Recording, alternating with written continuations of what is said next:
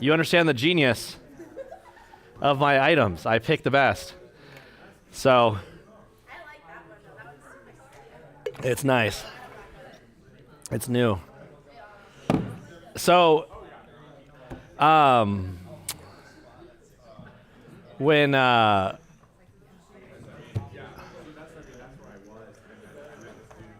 are you, Miss Cameron? Look at those pants. That's fun.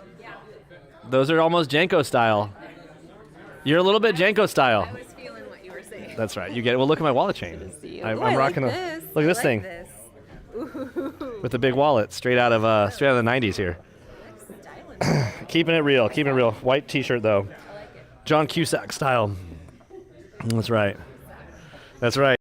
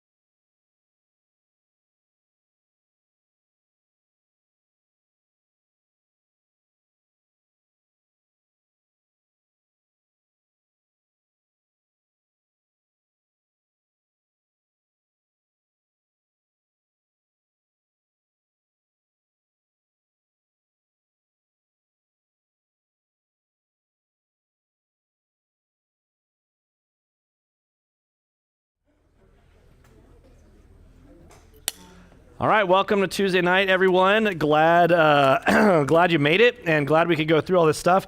I want to thank Brett, Pastor Brett, for teaching last week on the Thanksgiving week thing, and he did a really good one. I saw it on the internet, and I was wondering who's going to share it after his whole thing. I'm just kidding, but it went really well. But anyways, glad you guys are here. Let me give you a couple announcements. So this Friday, we have a game night here. We're not putting... on our social media page, after now, Brett's done a big rehash of how we run social media. And as he talked about last week, trying to make it more effective, so to speak. But that means that social media is not just a calendar of events. Like, we have a calendar on our website you can go to find out what's going on.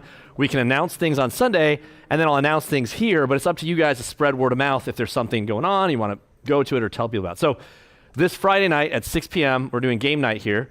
Come on out. It'll be a good time. We'll see who shows up. It should be fun. Listen, playing board games is a fun thing to do, right? I mean, it's a privilege that we live in a time where, as bad as things can be at times, you could drive in a four-wheeled chariot that listens to music to come to this place and play board games without gunfire or bombs falling on you. Like, it's a nice thing. So what a neat way to fellowship. But it's also great to get connected with people. And when you show up to play games, you could sit with people but you can also play board games with people you don't know. So it's up to you, however you want to do it. But it's a great chance to kind of get to know people a little bit. So I would definitely highly recommend that. A couple of things that we do all the time that, this is that time of year where everything gets busy. And so everyone waits till January to do New Year's resolutions. But I hate New Year's resolutions, right? Because you just have resolutions. If you anyone that makes a New Year's resolution, if you say, I'm making a New Year's resolution, you 100% are not going to keep it. First of all, stats tell you I'm right. Secondly, the fact that you're waiting for the New Year's to make the resolution tells me you're not actually that disciplined in the first place, so just make a resolution. So I like end of year resolutions because it's like a little bit stick it to it. So here's some resolutions, right? Start showing up to inductive Bible study. Inductive Bible study is we do Sunday mornings before church, and they're here. And it's at 8:30 a.m. here. And it goes through the text. And if you've never done that before, it's the awesomest way, I think, to really study in depth exegetically through the text as best you can. And because it's a short amount of time, it's not intimidating in the sense that some passages you're going to really get, some of them you're going to just blank out. But it's helpful because you look at it. And what I love is for you to see it and realize, duh. That's one of my favorite things. You get to a passage and you're like, oh yeah, what's it mean? So then when the sermon happens, you're like, oh my goodness, that's amazing. Whereas if you're a normal person, if you ever try to educate your kids when they're like 5, 6, 7, 8, and you teach them something that your kids will say, I already knew that. And they say that because they're familiar with those terms because they've heard it before. That's what they mean to say. They don't actually know it. Well, we do the same thing when we hear the Bible. You hear terms, you get to a passage like, oh, love, love, love, share, share, share. Okay, happy, happy, happy, nice, nice, nice. So that's what we do with the Bible. But inductive study opens you out of your kind of your shell and has you look afresh at a text and you're willing to learn it. One of the hardest things for me as a pastor when I prepare to do a sermon is I have to unlearn what I think it's about so I can actually see it. Does that make sense? So inductive study is a profound way to do it. And if you just do it every week, you'll get through the whole Bible. It's good. So I'd highly recommend that. We're pushing a big push to, you're going to see a lot more invitations to prayer, like corporate prayer. So Pastor Jeremy, who's our counseling and care guy, is also our prayer guy. So you're going to see a lot more invitations to corporate prayer. He'll be praying at various times, so expect to hear those things to show up at. We've always had prayer going on in the church. We've had different elements of where we see this as a big step, but as we go into this new chapter of our church, obviously prayer is going to be the thing that underpins everything we do.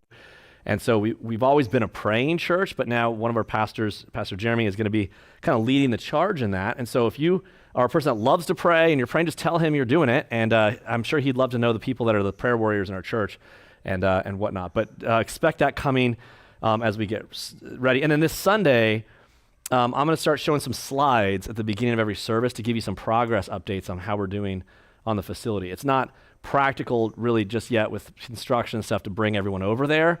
So I'm just going to bring pictures every week to show you, hey, here's where we're at. So oh, we're putting in carpets, or oh, look, there's a toilet. That's what a toilet looks like that we're putting in a new place. But like that way it's your place. So you can kind of know what's going on. And so we're excited that this, everything's moving apace. The big prayer for me, December is the big month where we're hoping that all the giving that's going to come in, that's going to be awesome to pay for all this is like exciting. So pray for that. And we're doing great, but like that's what we're praying for. And if you've ever wondered if there's a need, that's the need right now. So it's going to be fun to see the facility. It's going to change a lot for us as a church in a good way. But pray. This is a good thing. So never be like if you find yourself, what's the word, jaded.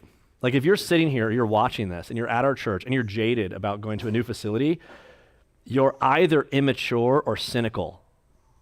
Like it's a big deal as a good thing. Like a building is a tool. That's all it is. And so when you get a tool and you say like, here's the amount of seats we have, right? Here's the amount of the space we have. We have a new sign. We sometimes get jaded and cynical because we're used to mega churches and the word mega church has a bad connotation, but we're used to sort of vapid, silly churches that, the Captain Kirk sermon, guy dressed up like Captain Kirk or like, that kind of thing.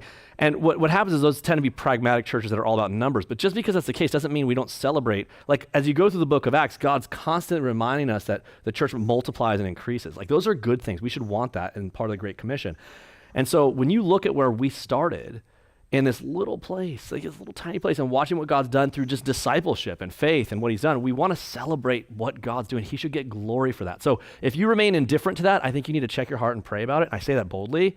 If you're just like, I don't even care, whatever, then you're a consumer, right? But if this is your church and you care about this church, this is your place. This is your place you're going to bring people to. This is your place. You want it to work. You want this to be a place where people can come and hear the gospel. You can bring your friends to hear these things. So it's a really neat thing.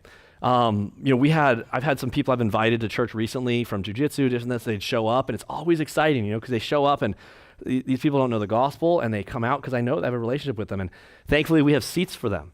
Like a year and a half ago, 2 years ago, when we were in the other place, they would have been sitting on a hay bale outside hoping to hear through a speaker because they couldn't get seats. So I don't take for granted that these things are the case. So again, pray for that, get excited about that, but it's your place. Does that make sense? And so, we're going to show you the picture so you can kind of like own that a little more. When you drive by, pray about it, but it's coming, and it's coming soon, and so get excited about that. And then any other updates I can think of right now, I can't think of, so if I remember, I'll tell them to you as they pop into my mind. But let me say a prayer. God, would you bless tonight's teaching? Help me to teach well. Help us to listen well. Help us to grow, and please use it in Jesus' precious name. Amen.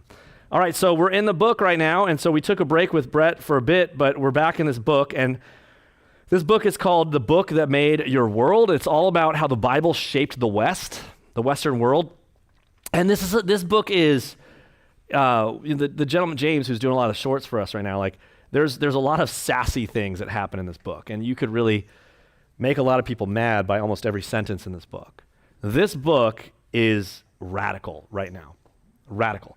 The big thing I was just listening to today or earlier, the story you see in Ireland, I believe it is, with Conor McGregor talking about immigration over there. And as the story goes, basically he's getting canceled and people are against that, and you're seeing a whole stuff happening because the government has this big immigration thing. And at the end of the day, all around the world, you're seeing this sort of this moment where people are starting to push against multiculturalism as it's been sold to us. Multiculturalism, where people come into America, for example, as a melting pot, is a good thing when everyone then identifies as American, right? That we have an identity as American. But it's not a good thing when everyone just has their own cultures that are separate and we just stay the same, we never assimilate. There's no assimilation. We just are our own place. That's chaos. And it's built on the premise that every culture is the same. And if you are younger than, 50, you've learned this your whole life, and it is a lie from the pit of hell. Like, the whole Bible is predicated on that cultures are not the same. That's the whole point of the nation of Israel, that God says, be separate. When you go into Egypt, be separate from the cultures that we look around, they're not created equal. Like, some cultures are more wicked than others. Some cultures that sacrifice people on the altar to make their crops grow is more wicked than another culture. Does it make sense? Like, that's something we see. And so to simply say every culture is the same is absurd. Right now, when you watch the stuff happening in Israel and Hamas, you have two cultures, but the moral parity that you're being seen selling to us on the media, undergirding it is that there's really only two classes in the world, and that is oppressor and oppressed class. And so if you make that the case and you make Hamas the oppressed class, then all the atrocities are overlooked because they're now victims. And so Israel, even though they're releasing babies and families that were murdered, then like people that are without homes, they're releasing them, and they're on the other side releasing people that literally were taking part in terrorism. You're going to see moral equivalency to that from a world that's trying to sell you constantly that every culture is the same. At the same time, try to colonialize every culture, to put a rainbow in every classroom in Afghanistan all the way over to, Algeria and every other place in between. Like, you have this ironic sort of colonialism and this idea that everyone's the same as multiculturalism. So what this book is dealing with is that the West, the culture of the West, was built because of the Bible. And all of the people that in these groups are tearing down, they hate the West. That's honestly the thing that's behind the media coverage of what's happening with Israel and Hamas. It has everything to do with the book we're in right now. And the reason our media, you have to ask yourself again, why does our media, what is in it for them to defend Hamas? And make no mistake, they are. Why would they do that? Why would they defend Hamas? And the realization is that there's something in it for them. There's something at stake that requires them to do so. That requires them to say, yes, the barbarism you see is not what you see. It's like back during COVID when there's or during the race riots during COVID, during the Black Lives Matter riots, the place would be on fire and the news reports like, this is a mostly peaceful protest. You're like, are you kidding me? Like, what? There's something at stake. There's something that's propaganda. Like, what's the motivation that the person has? I tell you now, obviously I think people are waking up a little bit, but the motivation is the anti-West. And what's behind it? We talked about Sunday.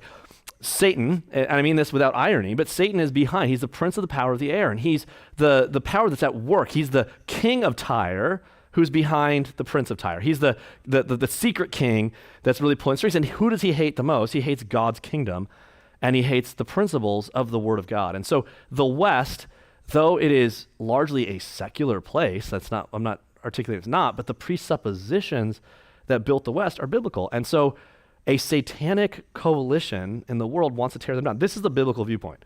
So I'm not arguing for politics right now, but I am telling you that the anti-Western sentiment that you're seeing is against these principles. And so you have to understand that, but you'll never understand that if you don't understand that this book is what built the West that we know. That's important. It's something that we understand. So tonight we're talking about morality. And again, I want you to hear what I'm saying and allow the fact that it seems offensive to say the things we're saying. You have to ask yourself, what would be offensive about saying something so obviously true? Nothing in this book is that hard to understand. It's just that we've been fed so much propaganda for so long that we've been unable to think. And the Bible demands something else. So let me get in the chapter. I'm going to do a lot of reading, but we'll see how far we get. But I think it's good. He says, in films such as Wall Street, Money Never Sleeps, and Social Network, these are old movies now, Hollywood is showing secular capitalism changing America's motto to "In greed we trust." In the summer of 2010, the U.S. Congress passed a 2,300-page act to regulate the financial sector. This act is an admission of the massive corruption in that sector of the economy. Wall Street's corruption, however, has yet to become a part of Main Street. Now, before you go on, if you go to New York City right now, on the subway, there's all sorts of signs that say things like, you should get up from your seat so that elderly women can sit there, and pregnant women. You should make a space. We have to make space for that. We have to say a thing like, it's nice to be kind. And the reason we have to say that on the subway is that we are an immoral people. The more rules you have, if you go to a gym, if you go to a really nice, swanky gym, like to work out, right? If you go to that gym, you know what you're going to notice the more expensive it is? No signs on the walls telling you about spitting your gum out. No signs on the walls telling you where to put your towels. You're going to put them anywhere you want. It's a swanky gym. They just trust that you're awesome, and they'll take care of it, right? That's what a swanky gym looks like. But the lower the money you pay, the more it's going to say, put your towel on the rack, don't steal this, make sure you put it in water, put the water away, don't put this, re-rack your weights, stop doing this. And they say that because why? We need signs, because otherwise we would just be barbarians. The more signs, the more laws you see is for a lawless society. So America as a free people began with the premise that as a moral people, we had the freedom to have, but it required a morality that allowed us to be free, in other words, right? But the more we have to put extrinsic laws to make us free, the less we actually are free. Do you guys all follow what I'm saying? The more rules you have to follow. Like if you're in the military right now, they think very low of you because the rules they tell you, here's how to tie your shoes, here's how to do this. And yes, there's a reason for it, but they don't want you to think for yourself. That's why they say it's like, stop thinking, just go, right? And there's a value to that in some ways. But in society, like that's, the idea that's what we have to do with the laws and whatnot is an interesting thing, right? We have to regulate the financial sector because it's not regulated anymore on its own. He says, growing immorality has once again begun to hurt the church's credibility.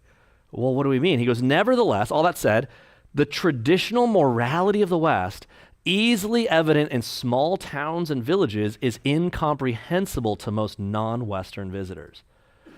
Now, I'm not talking about big cities, big port cities, right? And the reason I say that is the multicultural aspect. You could go to any sector in a big city and find people living, crazy. But you get into small towns, like that's what that big song that everyone says is like racist now. He's like, try that in a small town, like that country song. How's he say it, right? You guys are all, those of you giving me the sly laugh, sorry I don't listen to country. But he's like, how's it go? Try that in a small town, right? He's right. Try it in a small town. Like that doesn't go that way. I mean, try to wear brown shoes with a black belt in a small town. They're like, oh, you see, so he's not dressed like, or maybe that's different. Like wearing your Carhartt the wrong time. I don't even know. What camo do you wear? Oh, you didn't wear your dress camo? I can't believe it. But small towns, there's a traditional morality that is alien. Now, what's interesting is in our media culture, we've morphed that into and turned it backwards. We call it backwards, but nonetheless, there is a morality there, and it still exists, by the way. Now, this is a morality that's a leftover vestige of a people that were overtly Christian, but it's a Western tradition that's going away quite quickly. But it's still here. And so what he says is, he goes, for example, in 1982, I was traveling to England for a conference on economic development. And leaving the New Delhi after midnight, I was sleepy, but the Sikh gentleman next to me talked nonstop, and he was returning to England after visiting his parents in Punjab village in northwest India. He could not comprehend why I was living in poverty, serving the poor. He took it as his mission to persuade me to settle in England.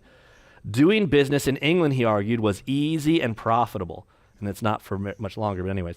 After being harassed for more than an hour, I began to lose my patience. But something intrigued me. He could not speak a single sentence without making a mistake. How could someone who spoke such poor English succeed as a businessman in England? So I asked, tell me, sir, why is business so easy in England? And he says, because everyone trusts you there. He didn't pause for a moment. Now, we don't think that way. Like if you go back a step and you look at how many of you want to admit that you have a car loan? Anyone here? I have a car loan. Am I the only one? No one else has a car loan here? I see one hand on the side. Wow, you guys are. How many of you have a car and they're all paid off? Whoa. Does anyone have a mortgage? Who has a mortgage here? Whoa, we got a bunch of Dave Ramsey. Well, with all your crappy cars, I hope you enjoy it, okay? That's all I'm saying. You guys all had your crappy cars. That's all I know. Listen, when you get a car loan, if you do that, because you're going to need to get one when you're done with whatever, you sign a bunch of papers. That's it. Imagine having no morality. You come in and so I sign this paper and I can leave with the car? It's like, yeah. I'm like, that's it? Like, yeah. Cool. Like, there's nothing binding. You just put literally your signature. Here, when I go sign a paper, I go this. Oh, that's binding. I got to find the guy whose signature that is. When they go find that guy, like you can't, like the whole bill, like John Locke made this very key, like the contract law, the idea that contracts work, there's still a morality under it that we would honor our own word and contract. If you stop and think about it for a second, like so much of our society works on this fact. Now, it's interesting that there's a very Western value, in other words, right?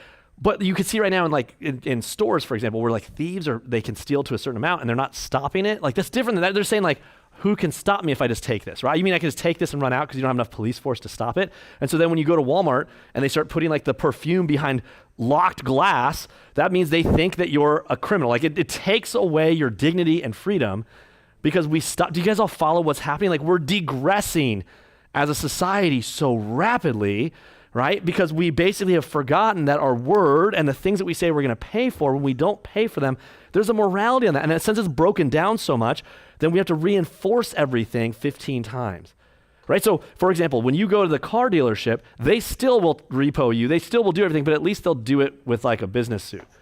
But if you go to like a loan shark or something, and you're like, hey, can I have a car? Like, you better get it back to me or you'll break your legs, right? Like, and they'll come, but they're going to reinforce their contract. Why do they have to do that? Because your word isn't as reliable. The people they're working with have less reliable word, and so the punishments for not doing it are less reliable. Right now, they're like, oh, if you don't pay, we're going to put a thing on you. Like, I don't even care. What's that do? That's just in the air. I'm going to keep driving my car. Like, people live like that. It's fascinating. We watch videos on Netflix about them, but like they exist. They have no morality or a moral compass. They'll just take advantage of people that look at contracts, right? That's what this guy in India is saying. He says, it has a whole story about milk and this guy in India and whatever. Basically, they said, you go to this place, you go to get milk, there's no one there, you just put money, and when you need to get change, you take it, and people trust it, right, from a bowl. And he goes, I couldn't believe my eyes. He says, man, if you were an Indian, you would take the milk and the money. He says, Jan laughed, but in that instant, I understood what the Sikh businessmen had been trying to tell me. Like, how do you run a business that way if there's no, like, way to reinforce that they did it, right? Like, that's kind of it. He says, if this were India and I walked out with the money and the milk, the dairy owner would need to hire a cashier, right? That's what happens. Like, so if I couldn't just do that, they hire a cashier or whatnot, right? Who would pay for the cashier? Like, for example, the new Amazon store where you don't have to have a cashier, you say, well, they're not doing it. I'm like, that's because they own you. You're like, oh, I can just walk in and walk out. I'm like, right, because they know everything about you. They literally own you. You are basically a microchip. You are advertised to constantly. Trust me, they're making money on you. But regardless, in this case, if you want people to pay, you need a cashier. And so who would pay for the cashier? Do you think that the guy selling the milk would pay for the cashier? No, the consumer would pay the price, and the price of milk would go up. So when everyone says, we want a higher minimum wage, guess who's paying it? The same people that can't make a living because they're making too little money. When we raise the minimum wage, guess what happens? Prices go up, and those same people can make even less money. And so all the value of the dollar goes down. That's kind of what he's saying. He goes, I, the consumer, the price of milk goes up. But if the consumer were corrupt, right, why should the dairy owner be honest? He would add water to the milk to make more money, right? So then I'd be paying more for adulterated milk. And I'd complain the milk is adulterated and the government must appoint inspectors. You guys, this is where we are right now. So what would happen? Who would pay for the inspectors? Well, I, the taxpayer, would, right? But if the consumer, producer, and supplier were corrupt, why should the inspectors be honest? They would extract bribes from the supplier.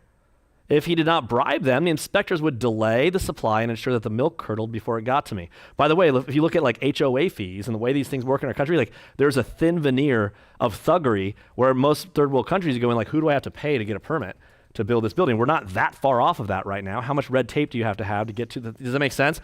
Who would pay for the bribe? Again, I, the consumer, would pay the additional cost. By the time I paid for the milk, the cashier, the water, the inspector, and the bribe, I'd have little money left to buy chocolate for the milk, so my children would not drink the milk and be weaker than the Dutch children. And having spent extra money on the milk, I would not be able to take my children out for ice cream. The cashier, water, bribe, and inspector add no value to the milk. The ice cream industry does. My corruption keeps me from patronizing a value-adding business, and that reduces our economy's capacity to create jobs. In other words, more immorality as a nation makes that nation poorer. Poverty is the byproduct of our immorality. Let me say that again. The impoverishment in our nation is a byproduct of our immorality. The housing crisis that we had, 2007, 2008, that whole housing crisis came about by people gaming the system and the incentive structures of people gaming the system. We all know it, right? And so people game the system, and then everyone games, and it becomes a prisoner's dilemma. I mean, when you looked at the whole COVID deal, when the government's going to give everyone free money, you're like, some of you are like, I don't need free money. I'm making money, but you better take it because it's a prisoner's dilemma. Everyone needs to take it and spend it really quick because it's going to be worth nothing soon. And so it just creates this scenario. Well, what draws this? It's wickedness on all sides. And so the fact that we can't rely on people making a quality good that does these things, it becomes problematic, right? That's kind of as a society. So we take for granted the wealth of the Western world was built on honesty. I mean, that's an interesting thing. So some years ago, I shared this story in a conference in Indonesia, he says. An Egyptian participant laughed the most. As all eyes turned to him, he explained, "We Egyptians are cleverer than these Indians. If no one was watching, we would take the milk, the money, and the cows." And the gentleman was too charitable toward us Indian. Now, I'm neither Egyptian nor Indian, but this is the story he's telling. Now, my point is, we tend to think of ourselves as a corrupt people, and we are. But in the West, we still have a vestige of morality that's still like a shadow of where we came from that you see. He says, "Many years after my trip to Holland, I heard Uncle Emmanuel complain that they were getting highly adulterated milk in Missouri. I told him that Ruth had finally found an honest milkman and that we were getting pure milk." I didn't know that's all about milk, but after I spent half an hour trying to persuade the uncle they should buy milk from our milkman, he got tired and dismissed me as utterly naive. He said, "It's impossible to get pure milk in Missouri," he said. "Your milkman must be very clever. Must be adding something other than water to the milk, something that you haven't figured out as yet." Now, we get this all the time. You find a deal, and they say, like, I see this on Amazon all the time. I like leather jackets and leather in general. I say that in my feed, sells me leather all the time. And there's all these Chinese companies that show these jackets. And I don't order them, but I know the stories that people do. They look great, and then you order them, and they're like this big. Do you know what I mean? Or they're like so short. And you're like, you should know better, and half the time they don't even come. But it's amazing when you find a company that's like honest and you like care about it, and you know as soon as they get big, they're gonna become less honest and the quality is gonna go down. It's just a sad thing. That's what we talk about, like, there's one place I like to eat that's around here. I don't wanna tell you where it is because I should tell you, but I won't. But it's like so good. The chef is this guy that worked at this really nice fancy restaurant for a long time. Like, he's a really good chef, and he just got sick of it, and he wanted to have a little hole in the wall restaurant where he makes 5-star food and puts on paper plates, and it's a hole-in-the-wall place, you don't know about it, and the prices are low, and you can get like steak, like ahi tuna, like things, like it's so good, and it's top of the line, the garnish is good, every single thing is fresh, the beef is the best, it's the best place, and it costs pennies, and you would never notice it. It's just this little hole in the wall, and every time I go in, I bring someone there or something, we go, and I'm like, huh? And they're like, we gotta tell, I'm like, shh. Because, I mean, he's honest because he's small and he's not making a lot of money. If you want to make money in this culture, it's going to get worse. It's going to get, like, I love that, like, this is my secret thing. But anyways, he's quality. Why? Because he's just jaded. He's just, he wants to, like, he's like this, like, I found the magic Jedi guy who's just, like, satisfied making good food and doesn't want to make money on it. I'm like, do you know what I'm saying? Like, it's the magic thing. I'm like, stay that way. Taking the hint, I changed the conversation to the question of corruption. So Uncle, a retired railway engine driver, told me that he just heard from a friend of his, also a retired driver, that his son had spent 9 months and 30,000 Indian rupees in bribes and still had not gotten a job at the railways. He's like, it's not right. He already spent all this money on the bribes. And you say to yourself, that's crazy. I'm like, well, look at the college system right now. Like, college essays, getting into college, and I'm not saying you can't go to college, I'm just saying, like, it's not that far off. He goes, this is in spite of a policy that after an employee retires, one of his children will be given preference in recruitment. It looks a lot like colleges. Then Uncle described at length how he became an employee in the 40s. Here's the abridged version. He says, the British were ruling India. The recruiting office examined his certificates, ordered an immediate in-house physical checkup, offered him a cup of tea, looked at the doctor's report, and ordered that an appointment letter be given him the next day. The following morning, a clerk issued the appointment letter with another cup of tea, no bribes, no strings pulled, and no delays. Like, why does it take so long for the government, for the DMV to do anything? The DMV is the worst place. If you work in the DMV, I'm not criticizing you, but you work for the belly of Satan. It's terrible. And this is bureaucracy on steroids. You go to the DMV, it is bureaucracy on steroids. And why is it that way? Why does it have to be so hard? Why is it like that? I'm like, because everyone's got to get their piece. And everyone's got to get their pension. And everyone's got to do their thing. And you could cut half the people and do most of the work if you just, all the regulation and the things we're going through. And that's kind of what we get to. Like, it's clean, prompt, professional. And it's based solely on merit. The consequence was competent employees who were loyal to the enterprise, proud of their work, and respectful of law, authority, and government. Like, could you imagine an era where you didn't need insurance to go to the doctor? Where doctors just charged money for their services and you went to the doctor? Like the whole insurance thing. If you sell insurance, sorry, I'm not trying to diss you. Like I'm not dissing you for selling insurance, but like it drives the cost up and someone pays it and it's the consumer because it's the government that then gives them the subsidy and then you pay that in taxes. And then someone else is lobbying to you. And like, and it makes everything more expensive. He says, the era the uncle lamented has gone for good. 50 years of independence offered no hope for the future. So the effect of corruption, if you look at this, now listen to this, this is really careful. Transparency International, it's a German non-governmental organization, has long recognized the correlation between corruption and poverty.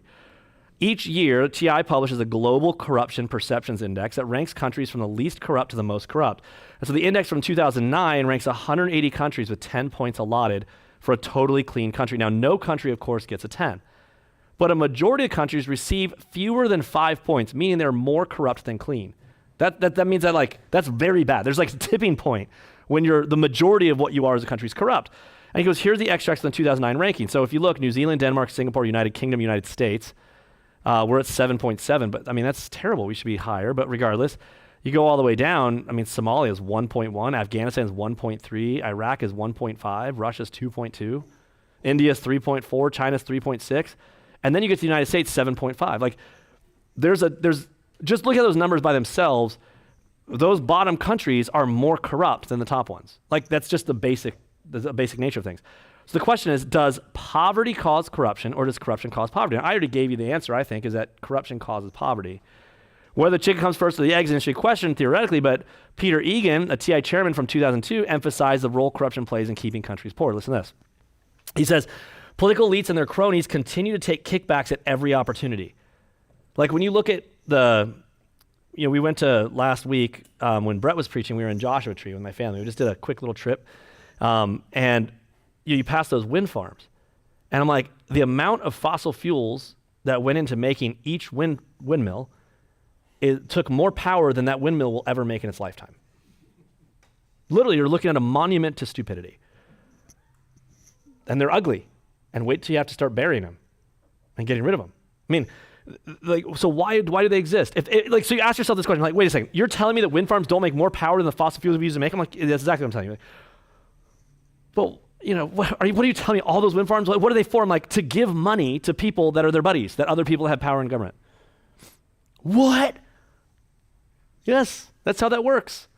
This whole redistribution of wealth from one group to another is taking the pot of tax money and trying to give it to people. And so what that does, it incentivizes each person to take power to give money to their buddies. And we've been in a constant cycle of that as a nation more recently, and it's very much bad for our country, right? And so, again, you see this happening with the EV stuff, right? We don't know the effect of EV cars on the climate ultimately, but we do know that at some point those batteries are going to have to be buried somewhere. Do we know what's going to happen to that?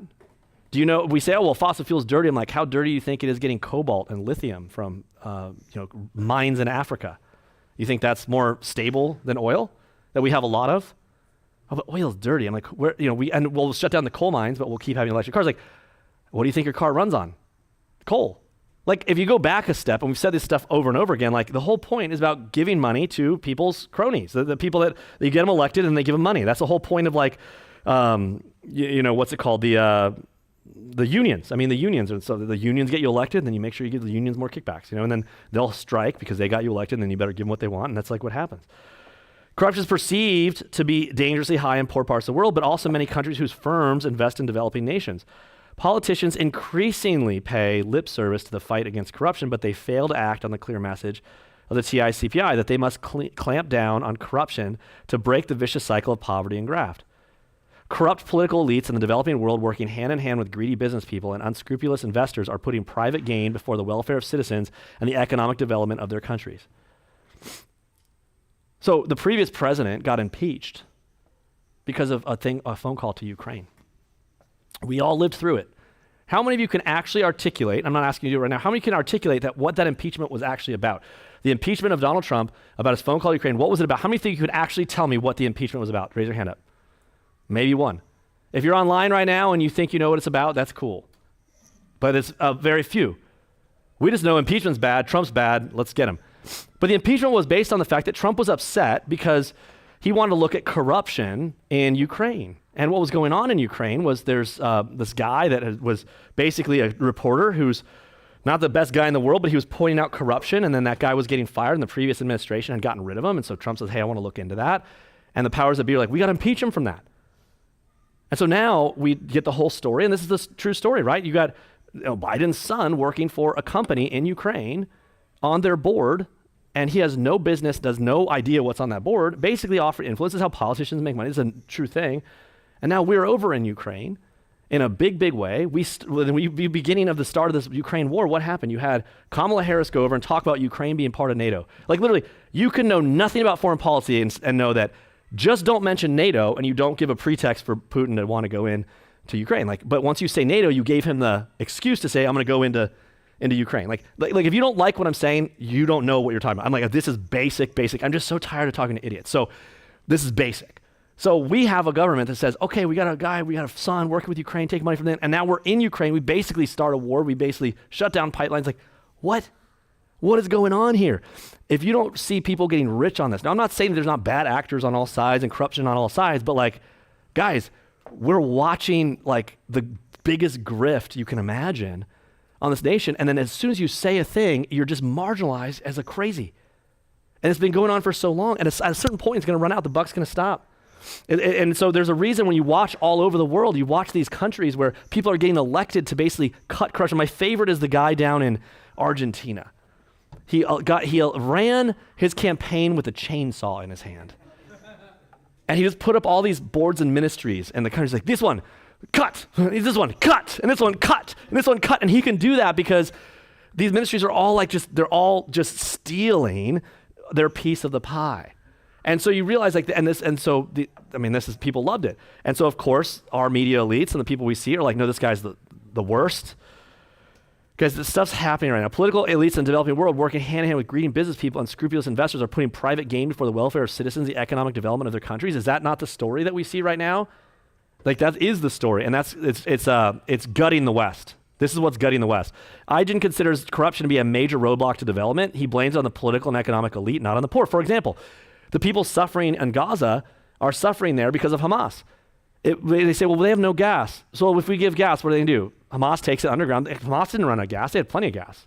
They have generators all going on under the ground. Like they had plenty of I mentioned a few weeks ago, like they had a plumbing problem. We sent them pipes. What did Hamas do? They took the pipes out to instead of fix the plumbing and make more rockets to shoot. So when people say, oh, we got to give money to them, like, is the problem that they're poor? No, the problem is you've got corrupt people taking the money. That's why in African countries and in India and in places like this where corruption happens, you can't just give more money. And so bleeding heart kind of people that say, well, I'll just give more money to the thing, all they're doing is paying for warlords and dictators. And by the way, that's happening in our country right now too. That's literally what's going on all over the place. And so as soon as you say, oh, so you don't care about poor people, then you better give money to Hamas. That's the game. And so if you're a politician, you want to be seen to do the thing, so you're going to tout the line. It is so corrupt, it is so wicked, and one day Christ the King is going to come back and clean it all up, but he's not here yet. And so we live in this world. And so understand the West wasn't like this at first. So as we understand this, he says, Eigen appeals to political leaders in the developing world to exert political force to eradicate corruption, but he complains that such appeals aren't working. An important finding of the CPI is that the least corrupt countries are the Protestant countries. That is secular nations whose cultures were shaped decisively by the Bible. Let me say that again. The least corrupt countries on planet Earth have this as their source, except for Singapore.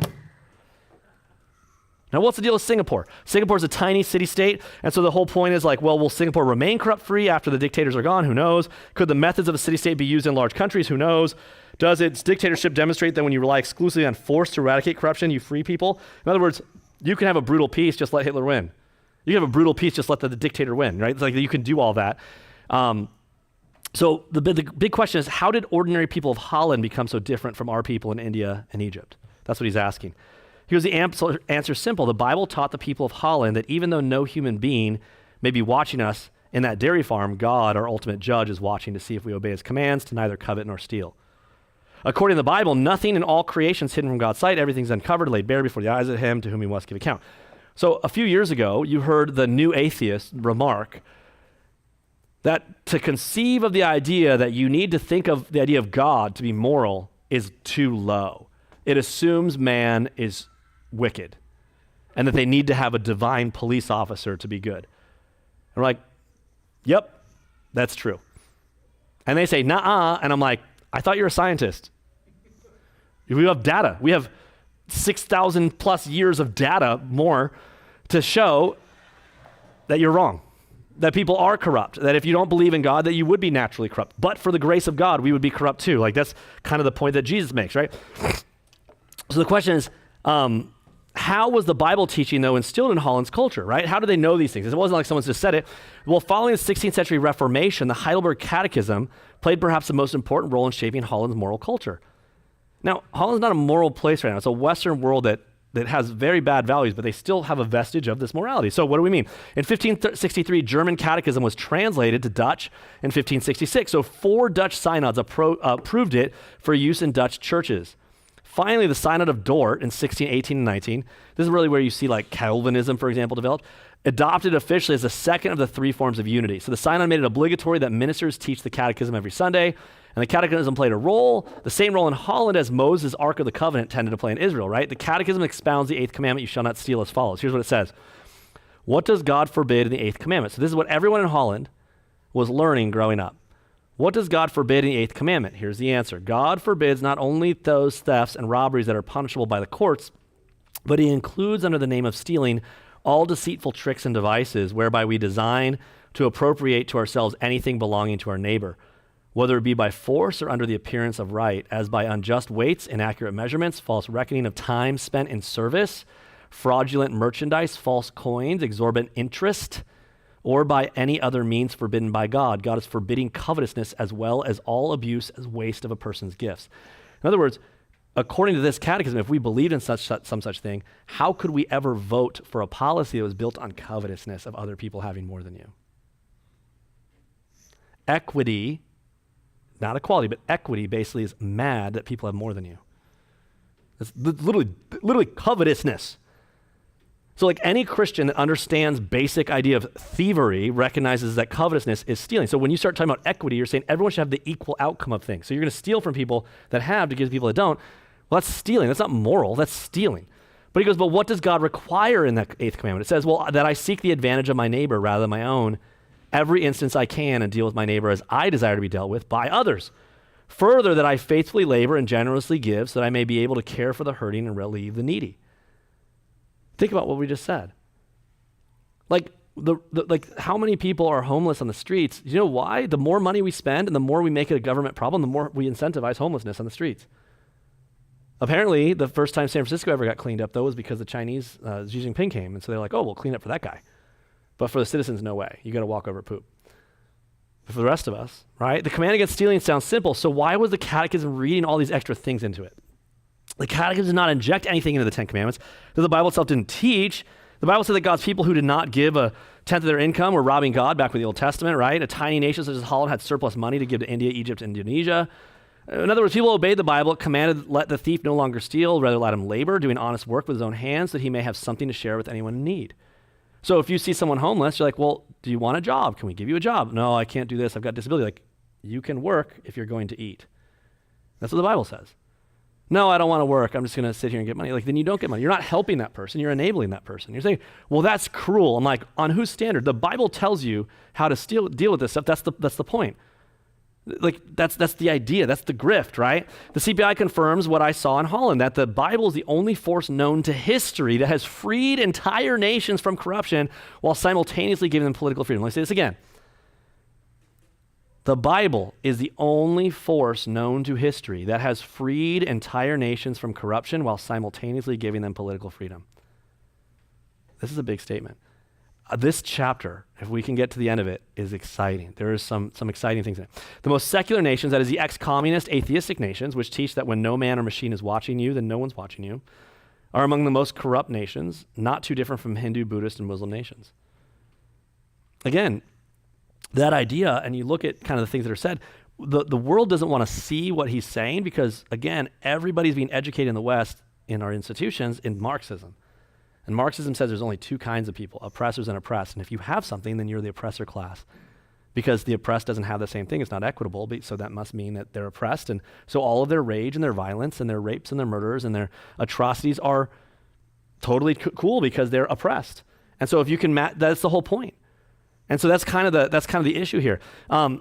What the Indian businessman told me on the plane, a lot about English culture of trust, intrigued me because as students of India, we always heard that Robert Clive, who won Bengal for the British, took a huge bribe to install his puppet as the Nawab ruler in Bengal. Following Clive's example, the employees and soldiers of the British East India Company began to reign amazingly overt corruption. So no British historian disputes that verdict. Lord Macaulay, who spent many years in India, cataloged and explained the corruption. His conclusion was that during its early phase, the British rule in India was a government of an evil genie rather than the government of human tyrants. So the question is, how was England transformed? In other words, England just didn't start off awesome. How were they transformed? What changed the moral character of the British administration in India? Was it the Ten Commandments, or is there some power greater than the law? In other words, just saying, hey, here's the Ten Commandments doesn't change people. You can put 10 Commandments all over the place. It doesn't make people good. And so as he goes through it, he talks about this book called The Call to Seriousness, and he says it really describes his point. But he talks about how the Bible transformed the British administration in India from the rule of an evil genie to a civil service. And this guy Macaulay played a crucial role in the transformation. So what's the big issue? This next part, he goes into the gospel. And what's key about this is this is the point. When we started our church, I dealt with this. And I can sum it up, like we talk about the gospel all the time. You want to hear about the gospel all the time? We talk about it all the time. When he talks about the gospel, going with the gospel is the idea of the Great Commission.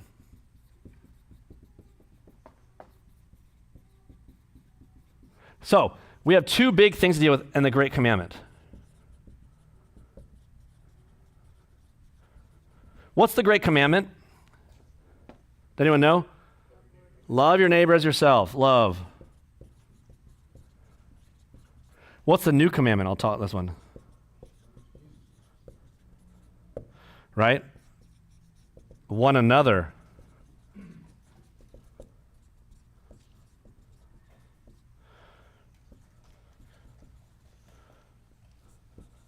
What's the Great Commission? Okay.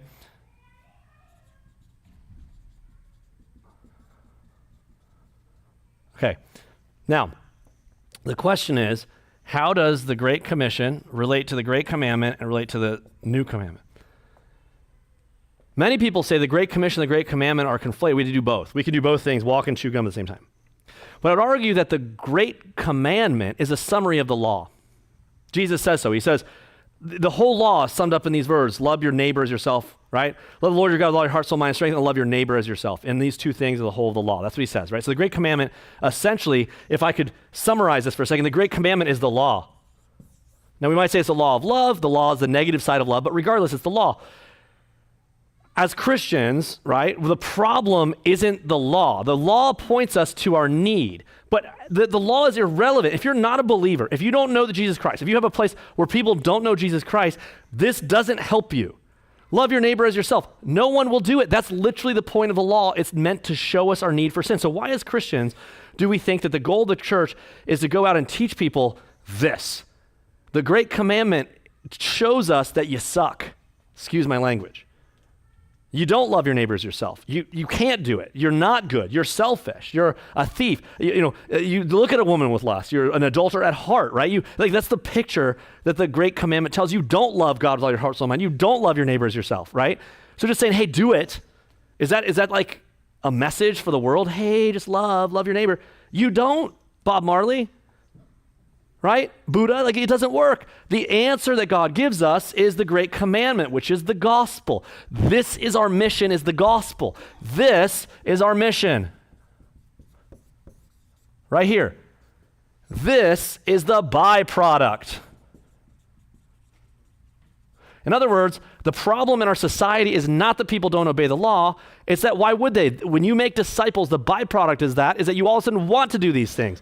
But even that, you even have a better byproduct, is that you want to do these things, which is to love your neighbor as yourself, which is another way that serves. When you love your neighbor when you love your one another, each other, the way Jesus loved us, all of a sudden we build a visible picture that helps us to sell the Great Commission. And now you have the cold fusion of the Bible and how society has changed. When enough people become disciples of Jesus Christ, right, you have a critical mass of people that are visibly loving one another the way Christ loved the church, and it's a very attractive thing.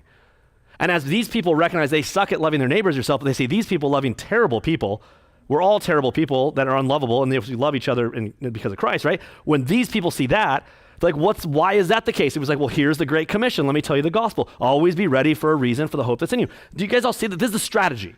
And what bothers the crap out of me, and I don't want to be so spicy, but I'm just so tired of stupidity, is that people say, we got to go out and do a campaign and tell people to stop doing this and stop doing that. I'm like, that's called the law. We need to make disciples of Jesus Christ, and that is what transforms culture. We have homeless people out there because the church didn't do its job. We have a corrupt society because the church did not raise their kids to know Jesus. We send them to secular schools to become secular little Romans. And they grow up to be Romans, and they act like Romans. And so what happened is we live in a society where this isn't happening. But the Western world was built on this. Puritans came here and built the West. Jonathan Edwards in the Great Awakening, right? Whitefield, Wesley, these guys that built through the Great Awakening made disciples, and that's what caused everything else to happen. The orphanages came. Not because the church said, we got to have a plan to go make orphanages. No, the church's job is the Great Commission. And the body of Christ, byproduct of that Great Commission, as ministers of the gospel, is to go out and do what? Do ministry, which is build the hospitals, build the thing. It's not the church's job to build hospitals. It's the church's job to make disciples. And the people do that because they become disciples of Jesus Christ, and they change it. This is the change agent that flips the world around. We are getting this so messed up right now. And so this book goes through this. The power of the gospel, not the 10 Commandments, is what changes everything. Right? So we talk all about this idea. It goes, here we go. So England before and after John Wesley. So is the gospel merely religious rhetoric? If the testimony of the history of that Christian was as corrupt as any other part of the world until it recovered this biblical gospel during the Reformation. Do you hear what we just said? So the testimony of history is that Christendom was corrupt as any other part of the world. Why? Because the Catholic Church is corrupt. The Catholic Church lost the gospel. That's the whole point. That's what the Reformation was, to reform the Catholic Church. So the Catholic Church comes around through the Middle Ages, and it becomes a church basically like the Church of England, where they're just like, here we've incentivized getting rich and telling peasants how to do stuff superstitiously. But there's no gospel, which means there's no disciple. There's no Great Commission. There's no Great Commission. And so now you have basically like people wearing crosses going off to war to fight Muslims for land. And then all of a sudden, the Reformation happens, and everything changes. Because people go back to the Word of God and the gospel of God. So right now, we live in a country that's becoming increasingly corrupt. And the constant call upon your time and efforts is to give more to this political campaign, to give more to this action committee, to give more to this social cause. And those social causes are all relevant. And that poverty is relevant. This person needs water. But the reason that the people don't have water in Africa is because of corruption. That's the problem. And so the answer to abortion, the answer to these things is making disciples. What bothers me, and I'll just be honest right now, so when we we're building this new church facility, and I watch the amount of money that goes to pay for the stupidest junk. And we're like, here's a church that's preaching the gospel. And I said earlier when we first started, I said, what are we gonna do? It's a 30,000 square foot building. I was like, we're gonna build this whole place up.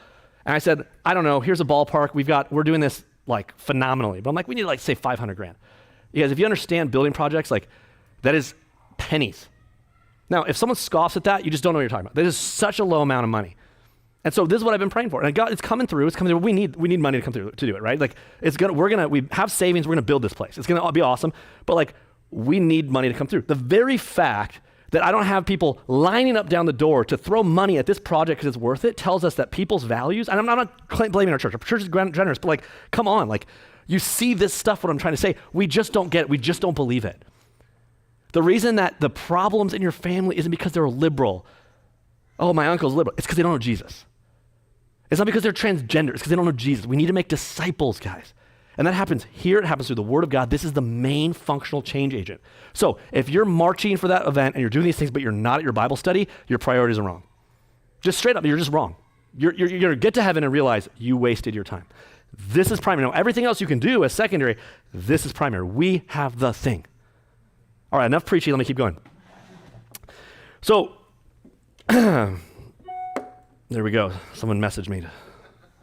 Just kidding, that's not a message. Ian Bradley's book began helping him understand England, the power of the gospel that transformed its colonies in Africa and Asia. And so a few years later, lectured by Donald Drew, given at L'Abri, that's where Francis Schaeffer's from, in England, helped me connect the dots that Bradley had already drawn. So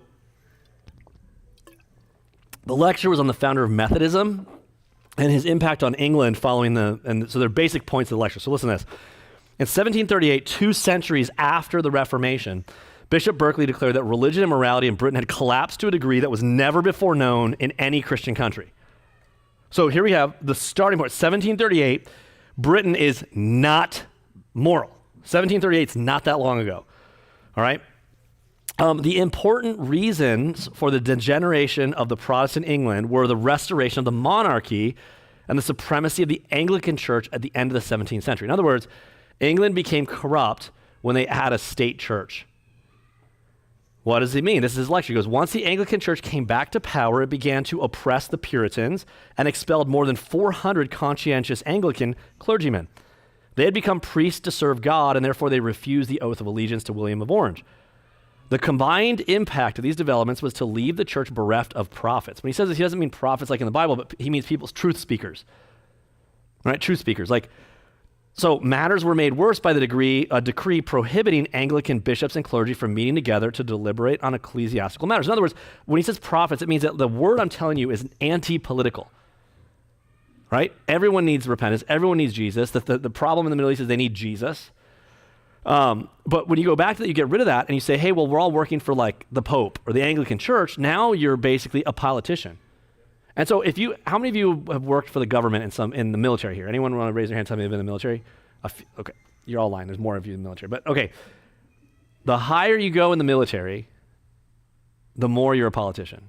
Can you, is that fair? Can I see some head nods from you guys too? Okay, thank you. That sucks, doesn't it? Doesn't that bother you? The higher you go, the more you're like the general is just a politician. I mean, that's bad, right? Well, that same hierarchy, when you make the church a hierarchy under a pope, you create the same scenario. The people in charge of the church are politicians. That's why the pope right now is talking about climate change. True story. They're politicians. They're concerned about keeping their power. I'm not a politician. I'm not I'm going to answer God. There's a difference. There's a difference for those things. So when you create a scenario, you've created an incentive structure whereby the people that are in that structure have no incentive to be good. So you just took away the value of the church and society, right? To speak. So with little correction, encouragement, and accountability, the moral life of the priest degenerated, lowering the standards for the whole nation. The rise of the Enlightenment toward the end of the 17th century and through the 18th century made the situation hopeless, right? Why? Well, deism or natural religion taught that God's not involved in the affairs of the world. He's given no law. He's neither watching over you, nor will he judge, punish, or reward you. God's just an uninvolved creator. That belief took away the fear of God. And so the Bible was still available, but it wasn't the word of God. It was just another book about wisdom and virtue. Now, by the way, let me stop for a second. Right now in our country, the bulk of evangelical churches teach the Bible as a book of morals and self-help dictates to help you have a better life. And so you say, well, there's churches all over the place. I'm like, those churches, is the Bible in those churches a Bible that's actually something you trust, that actually is speaking the word, or is it something that's been, replaced to give you general wisdom and virtue? I mean, think about how many things. It's just general wisdom and virtue. A culture without this Bible driving thing is going a direction. A national church publicly muzzled with its prophetic and priestly wings clipped could not refute deists and skeptics. And that happened in our country too. The evangelical movement completely capitulated to the new atheists, and they just basically retreated into their own little evangelical subcultures. Deism progressed to rationalism, skepticism, and atheism, and finally cynicism. Does this sound familiar? Once biblical truth was undermined, biblical morality began to lose ground. Am I getting warmer? The corruption of the clergy of the Church of England spread from top to bottom. A succession of archbishops and bishops lived luxuriously, neglecting their duties, unashamedly soliciting bishoprics and deaneries for themselves and their families. Parish clergy followed suit. They're just openly power-hungry politicians. Beginning with Queen Anne, the royalty began to fill their courts with courtiers and flaunted levity and practiced vice. Serious Christians began staying away from Oxford and Cambridge, where dons busied themselves in their books while undergraduates immersed themselves in wine, women, sport, and song. What's happening in all those Christian universities in our nation? What happened to them? A corrupt church with closed scriptures darkened most aspects of English life. Now, this is history. You can study this. This isn't hard to look at and see. And I've been a student of history, like seriously, for the last 15 years, and I can tell you this is not hard to see. And so that's why it's so hard when you watch the kinds of things in the news right now, because you're watching this happen again. And what makes me the most mad is then seeing the Facebook posts of the church is so unserious, selling the next series on relationships. What's the answer? Like, that's where we're at. He goes on, by the Treaty of Utrecht, England had wrung from France and Spain the monopoly of the slave trade. He goes into it. The Industrial Revolution spreads, right? Dishonesty fortified more dishonesty, slavery all over the place. Corruption spread like cancer. Nepotism, place seeking and bribery became the order of the day in politics, especially at election times.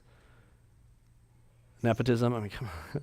For the first half of the century, the Prime Minister, Robert Walpole, epitomized corruption. His politics were not about public service, but about managing men, means, money, and the manipulation of laws, their administration and the penal system in the interest of the ruling classes. What do you think's happening right now? I'm not into all the details of it, the whole GameStop thing. There are classes. Now, it doesn't mean that there's oppressor and plus. I'm not playing the Marxist game that everyone's playing, but look at our political class right now. Look at the whole way laws are set. When Congress doesn't have to go through the same thing we go through, they get their health care covered. Everyone else is on Obamacare. Britain at this time, more than any other, was a nation divided between the rich and poor, like California. Their laws were devised largely to keep the poor in their place and under control, right? Thus, to steal a sheep, to snare a rabbit, to break a young tree, to pick a pocket. So it basically just talks about law becoming brutal about certain things. The strangulation of biblical Christianity had further inhumane consequences in the treatment and morality of children. The death rates of children tell a terrible tale. Though authentic statistics are only available for London, these show that between 1730 and 1750, in a 20-year period, 3 out of every 4 children born to all classes died before their 5th birthday. Didn't happen before that, but it happened during that time. Before their 5th birthday. We have a culture right now where the bulk of children born in the black community are aborted. Or not born yet, but unborn children. Death, and then we have Planned Parenthood trying to march with Black Lives Matter. And it's just be like, okay, with that, Christ, come back quickly. Death occurred time after time because of the murder and the practice of exposing newly born babies to perish in the streets, as well as the placing of unhappy foundlings with heartless nurses who let them starve or turn them into streets to beg or steal. So a byproduct of the kind of corruption no Bible is like children. So let me say this again. I'm not against people standing outside of abortion clinics. I'm like, that's great, go do it. But there's people in this room that do that. Good for you, amen. Make sure you're making disciples too. And if you're not making disciples and you're doing that, your priorities are wrong. I'm just making that clear. This is a byproduct of the thing. The 18th century in England is known as the gin age. People basically abuse alcohol. You know what happens next. A bunch of bad things. The moral darkness of the age expressed itself in a perverted conception of sport, right? Where people cockfighting, gambling. When they did their MMA was to the death, or people with no gloves to beat people and brutalize them. A bunch of openly pornographic literature that comes out at the time. He said, one of the judges said, no sooner is a playhouse opened in any part of the kingdom than it at once becomes surrounded by a halo of brothels. The Bible became a closed book, and the result was ignorance, lawlessness, and savagery. And that's where we are right now. Savagery, ignorance, and lawlessness, all coupled with propaganda. Until the advent of the Sunday school movement toward the end of the century, little or no provision was made for the free education of the poor, except the church system of charity schools. They were invariably a farce, most teachers being half literate, right? Right now, you go to school, and the wonderful people that teach, every school is different, but a lot of schools aren't teaching reading, writing, arithmetic anymore. Millions of English people at this time had never set foot in any kind of school. But young people of school-leaving age were usually apprenticed, often sold to masters, frequently viciously treated. As for lawlessness, thieves, robbers, and highwaymen, Horace Walpole observed in 1751, one is forced to travel even at noon as if one were going to battle. I tell people all the time, a police force is the only thing stopping every crime from becoming the death penalty. And a society where the police don't actually do anything, where we get rid of police, what happens is someone wants to break in your home and you have your own private security force, you shoot them in the face. There's no police that are going to come. They're not going to help you at all. So if you have the money to do it, you get your own guards. Those guards aren't going to be like, let's do due process and see if we can find a thing. There's no rights. You came in. That's what a savage country looks like. And so when you look at the riots, like what happens in these places in the cities right now where people are going into stores and robbing people and the riots where people are stabbing people. So what do you think is going to happen if you're like, oh, I think I still want to go shopping. I want to go. How many like going to Horton Plaza and going downtown right now? Is that fun? Unless you're going down to get drunk at a bar, which you shouldn't be doing. Downtown at night isn't the most wonderful place to be. Something's happened, right? Savagery. I love the picture of people in Chicago. Literally, one reporter. Google this on your time. A reporter in Chicago was talking about car thefts in Chicago, and their car got stolen while they were reporting on it.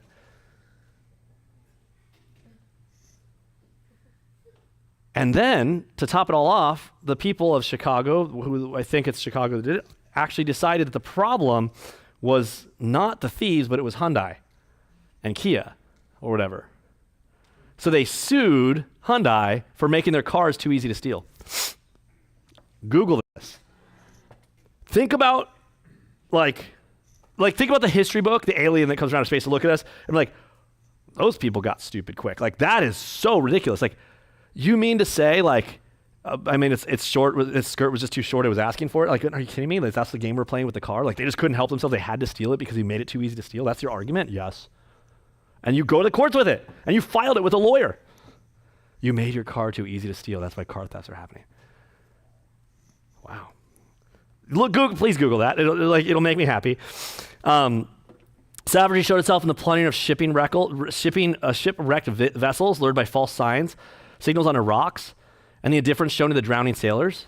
It's like they lured ships to go crash on rocks. There's a regular activity along the entire coastline of the British Isles. Into this spiritual and moral quagmire stepped John Wesley. Now, I love this last little bit because it's one guy with the Bible. Right? I love this.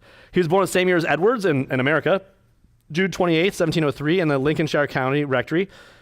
Of 19 children, he never escaped death as a little boy. It just talks about his life. He was ordained in the Church of England along with his brother Charles, but basically he preaches. I'm going to kind of get through some of his. He goes and meets the guy George Whitefield. Whitefield's awesome. I read his biography. He's phenomenal. He's really great. Him and Wesley preached open-air sermons because the church was so corrupt. For 3 decades, magistrates, squires, clergy, they basically continued to turn a blind eye to the continual drunken and brutal attacks by mobs and gangs upon Wesley and his supporters. So as they're preaching, they got assaulted by the community. People would literally, while he'd be preaching, they would take bulls and try to make him go into the crowd. Or musical instruments would try to play to drown out his voice. So when you see someone preaching, someone gets a megaphone, like this was happening back in the day. But listen to this. They narrowly escaped death multiple times. Sounds like the first century, right? Several of their fellow itinerant preachers were attacked, their houses set on fire. Hundreds of anti-revival publications appeared, and they did regular, inaccurate, and scurrilous newspaper reports and articles. And the most virulent attacks, listen to this, not surprisingly came from the priests, who referred to Wesley as that Methodist, that enthusiast, that mystery of iniquity, a diabolical seducer, an impostor, and fanatic. It's always the religious establishment that's marked by the state that persecutes the genuine church. The worst thing any true church and Christian can do is to merge themselves with the state. It's bad. That is Rome. That is Babylon. But anyways, after a few years of wanting to set his wares in plain, rational, scriptural terms, he wrote a pamphlet. He talked about the plain old Christianity. His central understanding of Christianity was that individual redemption leads to social regeneration. That on the screen. Wesley's point was that the gospel transforms people, and transformed people transform society. He believed that the main purpose of the Bible is to show sinners their way back to God by the sacrifice of Christ. It's what he preached, but he also understood that social changes are an inevitable byproduct and a useful piece of evidence of conversion. Let me go back a step. It's really important we don't miss this. People, when we first started the church, they were like, where's your homeless ministry? I'm like, it's called preaching the gospel. Like, how's that help the homeless? I'm like, you'll see. That's all I got. The problem is, just like the politician that wants to show that you care, so you send money to Hamas, even though you know it's not going to help the poor, churches go do things because people in the church demand a program to make them feel like their church is doing all these things. Like, I'm going to make this without apology. We're making disciples. It is the thing we are called to do. And the byproduct of that is everything else. My job's not the byproduct. My job is the product. Do you guys all follow this? I just want you to understand that's why our church is so streamlined and simple. It is not because I don't care about the issues. It's because I actually care, and the actual functional equivalent measure we have is making disciples. That's it.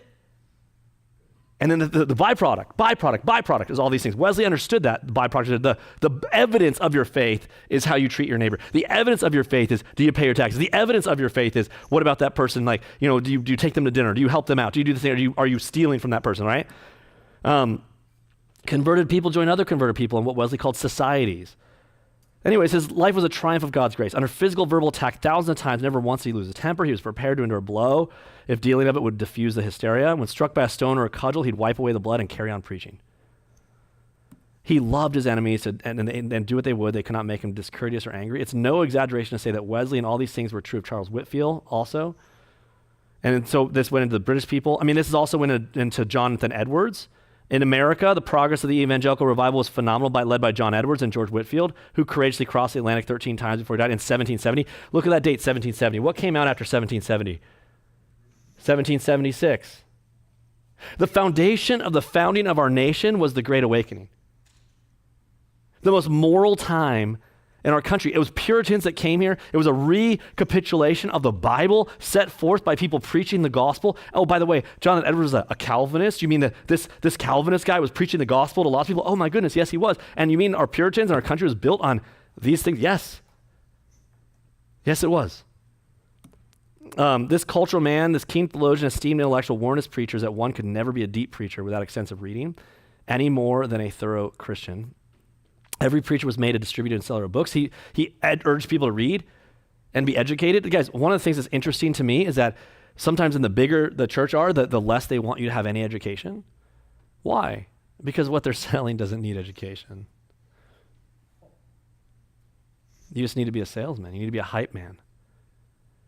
Wesley understood that you need to read. You have to understand things. Like, it's a big task to know stuff. Guys, I hate posers. Like, we cannot affect anything if we're going to be posers. Don't fake. If you don't know something, who cares? Don't know, but learn it. Read it. Read stuff. Learn to read. Give me a break. Read books. I'm not brutalizing you. Listen to books. Whatever. Watch books on movies if you want, but I'm reading a book to you right now. Guys, Wesley understood the Bible demands that individual conversion should lead to change in society. It happens. Look, if you read the Bible and you're just living like a pagan, then stop. Admit, repent. The problem is your faith, right? He hammered home in different ways. He talks about all the things he was into. Wesley understood the politics of the day. He understood. I talked to you guys about politics. I talked to you about policies. I talked about economy. I talked about war. I talked about all sorts of things. What's my message? Make disciples, evangelism, know Jesus Christ. He preached heaven, but he believed that nature was God's gift to use. Therefore, work was noble and science was essential. Right? The biblical revival caused England to sing. John Wesley's poet brother, Charles, whose fame as a preacher still overshadowed by his fame as a hymn writer, wrote between 8,000 and 9,000 poems, of which 8,000 became hymns.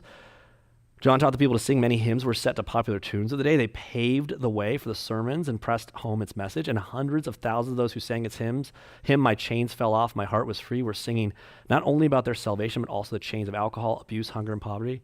Listen, I had a friend come to church Sunday who's not a believer. Didn't grow up in the church, didn't know anything. And this was the first time he ever came to church, ever in his life. And I was across the way and I watched him. And we had a room full. This is why it's important that you sing and that we don't have just a performance where Scott's up there being like, yeah. Amen. Although it'd be awesome, right? And you guys were singing and he said, our sins are many, but his mercy is more. And you had a room, 300-400 people singing that loud. You could hear every voice. And here's this guy who's never been to church anymore, seeing all these well-dressed, nice-seeming people saying, our sins are many, but his mercy is more. And all of a sudden, I got to talk to him later. He came out, smoked cigars with me later, and asked all about the gospel. And he couldn't, the grace of God. And it was songs. It was a song that you could see that really affected him. It was the singing. It matters what we sing. If he came out and it was a dark room, and Switchfoot's on stage singing about a vague notion of I'm made to live for so much more. Every Muslim, Buddhist, everyone that's going to CrossFit could sing the same song. It matters. Like, I'm not trying to be a jerk. This is why I didn't want to film this. I just wanted this to be candid. I just want to be candid with you. I didn't even care about the camera. If you guys are watching this, shh. Switchfoot's great. But I'm like, the Great Awakening gave to the entire English-speaking world its richest ever heritage of poetical and sacred songs, and an understanding of hymns as literature, as history, as theology. Now look, there's modern songs that are good too. They have to be singable by the people, because it matters that people hear. I watched a friend hear that. I watched through the eyes of a person never heard the alien nature of a room full of wonderfully good-looking, put-together seeming people talk about how great their sin is and sing with joy at the mercy of God. You don't sing like that in Muslim mosques, in Jewish synagogues. Wesley Whitefield and their associates revitalized and reinforced the truths of biblical Christianity. It's an enormously important contribution. The Bible during the 18th century had been a closed book to Englishmen as much as it had been in Chaucer's day, became the book of books. Britain was saved from lapsing into infidelity. John Wesley he died as he had lived. Since his conversion for 53 years, he faithfully preached that men need and are saved only by faith in Christ. But the corollary is that they would be judged by their works, by how they lived. He often prayed, let me wear out, not rust out. Let me not live to be useless. This is like I pray this almost every day. Until a week before his death, when fever incapacitated and forced him to take to his bed, he had in his 88th year continued to preach, write, supervise, and encourage. He died on the morning of March 2nd, 1791. Those who had come to rejoice with him burst into an anthem of praise. I mean, I'd love to go out like this. No coach or hearse was needed for his funeral, for he had given instructions that 6 poor men in need of employment be given £1 each to carry his body to the grave. I love this. He goes, it's given a few people, as it was to John Wesley, to see the reward of their labors. In the first decades of his service, his arrival and that of his followers in any town and village was the signal for a violent popular uprising. In other words, when he started, Wesley's coming to town, it means violence. Right now, if a conservative speaker goes to campus, you're going to get an anti-riot. That's like we're right now. We're here right now.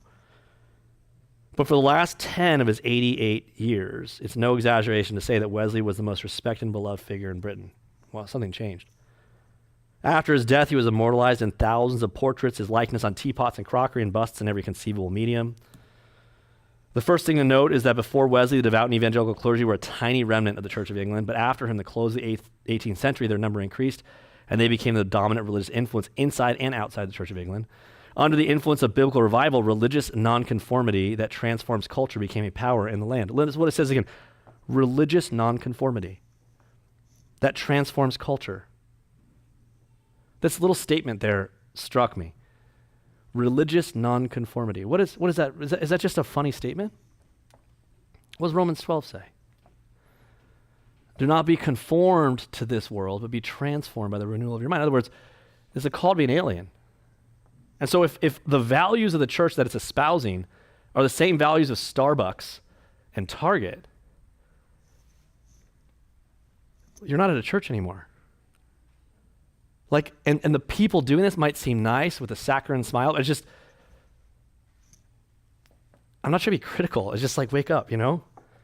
The fruit of his work were conversions of William Wilberforce, Lord Shaftesbury, others, the development of what's called the Clapham sect. It grew, so many people. Restoration, Spurgeon. The restoration of the authority of the Bible in the English world amounted to a civilization finding its soul. Wouldn't you like that for our country? It just goes on, talks about the people. The biblical revival was all the 19th century preaching tradition, Finney, Moody, Spurgeon, the rest. The Great Awakening, as we saw in an earlier chapter, opened up the intelligent study of the Bible to the masses. It restored the Bible's position as the book of books of the Anglo-Saxon peoples. The biblical revival held in check the character-destroying consequences of atheism that corrupted other European nations like France. The reason that the West looks like it has is because atheism ate up the place the church used to hold to, and it was a void that's now filled by the pagan religion that's here in the place. That's what's going on. Goes on with a few more people. I'm almost done. It affected the lives of politicians. The biblical revival, beginning with the outcast masses, was the midwife of the spirit and character of values that have created and sustained free institutions throughout the English-speaking world. Hearts were changed, and in their minds and attitudes, and so society, the public realm, was affected. 99 out of 100 people behind the movements, listen to this, ready? talks about all the things happening. The following improvements came in direct line of descent from Wesleyan revival. And it just talks about the abolition of slavery, the emancipation of the industrial workers in England, factory schools, rag schools, the humanizing of the prison system, reform of the penal code, the forming of the Salvation Army, the religious tract society, the pastoral aid society, the London City Mission, Mueller's homes, Fegan's homes, the National Children's Home and orphanages, the forming of evening classes and polytechnics, Agnes Weston Soldiers and Sailors Rest, YMCAs, Bernardo's homes, NSPCC, the Boy Scouts, Girl Guides, World Society of Prevention of Cruelty of Animals, and the list goes on and on. 99 of 100 people behind these movements were Christians. Wesley's purpose under God had been achieved: to attack the root cause of spiritual atrophy and moral decay and purge the nation's soul. One cannot explain 19th century Britain until one understands Wesley in the Bible.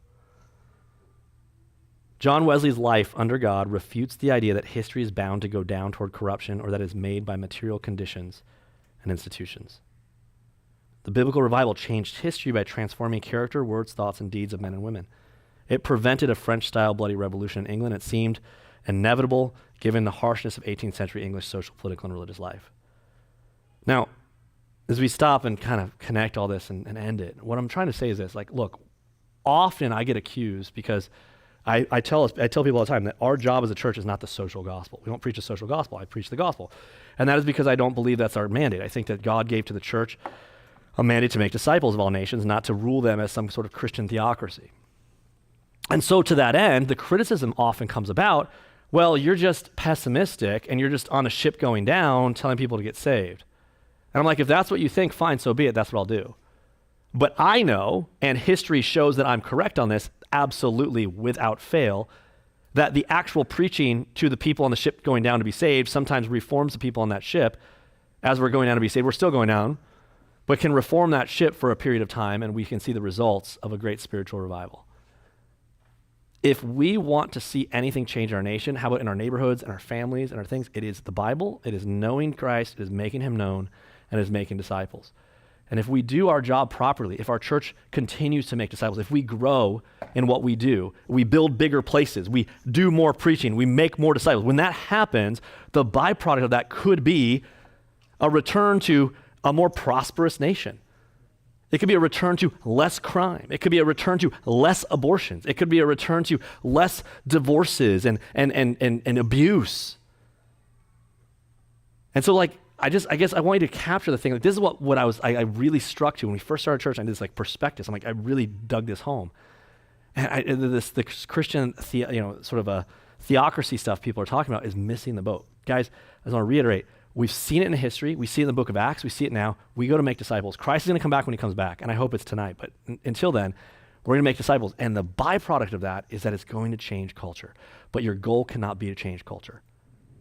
Your goal needs to be make disciples. So make sure that this is the priority of what you do. Let me pray. God, thank you so much for this lesson.